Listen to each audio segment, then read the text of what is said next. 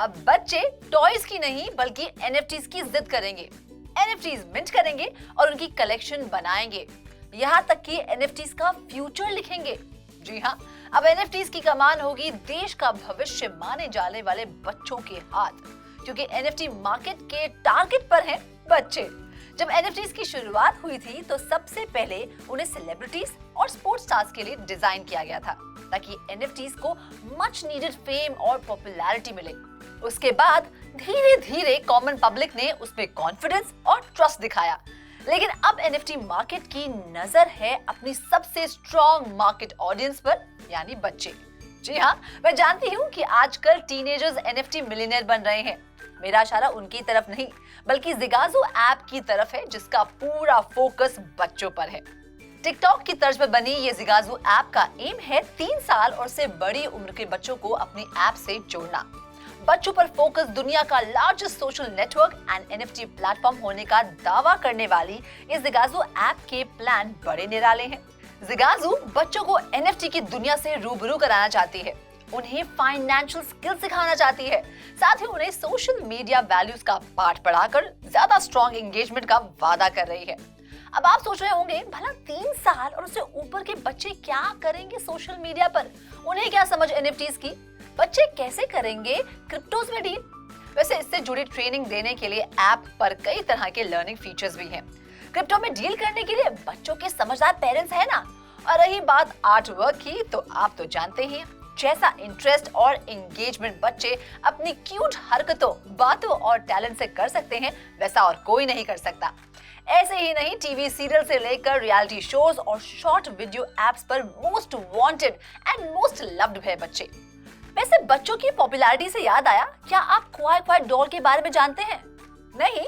तो सुनिए, बड़ी इंटरेस्टिंग कहानी है।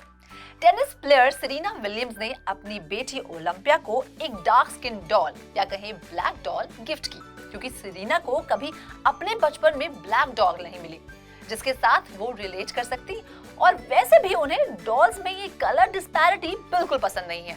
इसीलिए वो चाहती थी कि उनकी बेटी की पहली डॉल एक ब्लैक डॉल हो।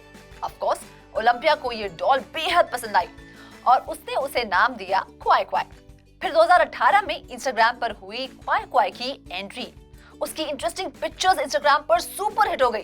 बाय द वे, इंस्टा पर क्वाई क्वाई के 340,000 फॉलोअर्स हैं। और मेरे कितने हैं वो रहने देते हैं। हैरान मत होइए, अभी तो क्वाई क्वाई की सक्सेस की स्टोरी सिर्फ शुरू ही हुई है। इसके बाद क्वाई क्वाई का एक कंप्यूटर जनरेटेड कार्टून फिगर बनाया गया और ट्रेंडिंग सॉन्ग्स पर उसके लिप सिंक के साथ वीडियोस पोस्ट किए गए, जिन्होंने टिकटॉक पर धूम मचा दी। देखते ही देखते पुरानी क्वाई क्वाई कहीं गायब हो गई और ये नया कार्टून वर्जन ऐसा हिट हुआ कि उसी लुक में क्वाई क्वाई डॉल अमेज़न पर बिकनी शुरू हो गई। आपको जानकर हैरानी होगी कि इस इंस्टाग्राम स्टार और टिकटॉक सेंसेशन की जिगाज़ो ऐप पर एनएफटीज भी लॉन्च हो गई है, जो $5.99 से लेकर $49.99 पर पैक पर अवेलेबल है।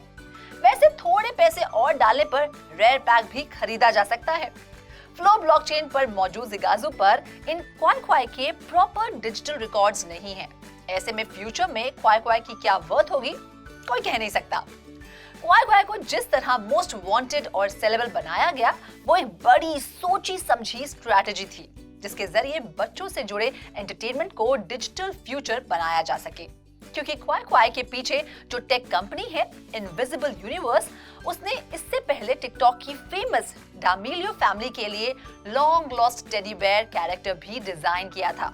इतना ही नहीं, जेनिफर एनिस्टन के लिए कार्टून फूड इन्फ्लुएंसर डॉग भी इसी कंपनी ने क्रिएट किया था।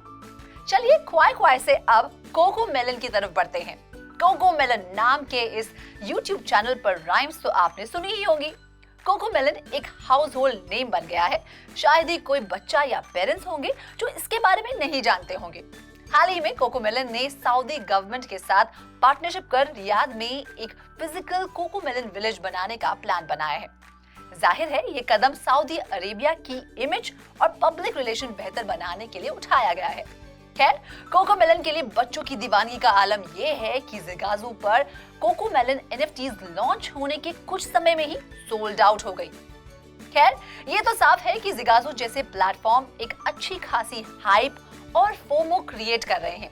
ये इशारा करते हुए कि बच्चों के क्रिएटिव आउटलेट और एजुकेशन अपॉर्चुनिटीज के लिए ऐसी ऐप बहुत जरूरी है। वैसे हैरानी की बात है कि कॉमन सेंस मीडिया नाम की एक नॉन प्रॉफिट ऑर्गेनाइजेशन जो सोशल मीडिया पर एज अप्रोप्रिएटनेस को रेट करती है, उसने जिगाजू को अच्छी खासी रेटिंग दी है, ये हाईलाइट करते हुए कि इस ऐप पर कोई वायलेंस, ड्रग्स या इनअप्रोप्रिएट स्टफ नहीं है और इस पर कोई कंज्यूमरिज्म नहीं है। हालांकि वो बात और है कि आप जितनी बार जिगाजू ऐप खोलेंगे, ऐप आपको रेगुलर विजिट के लिए कुछ जीगा बक्स ऑफर करेगी, जो उनकी इन ऐप करेंसी है। इतना ही नहीं, ऐप आपको रेगुलरली अपने लेटेस्ट एनएफटी ड्रॉप की इंफॉर्मेशन के साथ बॉम्बार्ड करती रहेगी और अट्रैक्टिव एनएफटीज शोकेस करती रहेगी। अब चाहे ऐप की तरफ से बच्चों के लिए कितने ही फायदे हाईलाइट क्यों ना किए जाएं, we all know it's money making business. Hope ये स्टोरी आपको पसंद आई हो। ऐसी और कई स्टोरीज मैं रुचि शर्मा आपके लेकर आती रहूंगी। Till then keep watching crypto TV.